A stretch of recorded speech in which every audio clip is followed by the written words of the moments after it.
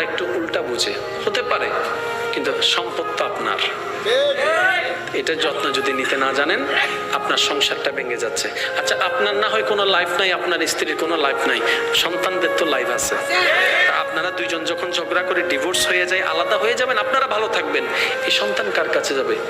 মার কাছে থাকলে বাবা পাবে না, বাবার কাছে গেলে মা পাবে না, তো লাভ কি হচ্ছে? একদিন এই সন্তানদের ভবিষ্যৎ অন্ধকার হয়ে যাবে। তো সেজন্য আমি অনুরোধ করব, এক ছাদের নিচে থাকলে অনেক কিছুই হবে, বুঝে অবুঝে অনেক কিছুই হবে। এত কিছু থাকার দরকার নেই, শুধু একটা হাদিস মনে রাখবেন।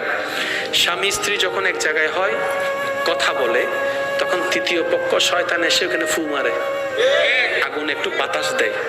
স্বামী স্ত্রী যারা আছেন, এই হাদিসটা যদি মনে রাখেন, সংসারে ঝগড়া কমে যাবে। সেটা কি? শয়তান সবচেয়ে বেশি খুশি হয় কখন জানেন? যখন স্বামী স্ত্রীর ভিতর ঝগড়া লাগাই দিতে পারে, শয়তান বেশি খুশি হয়।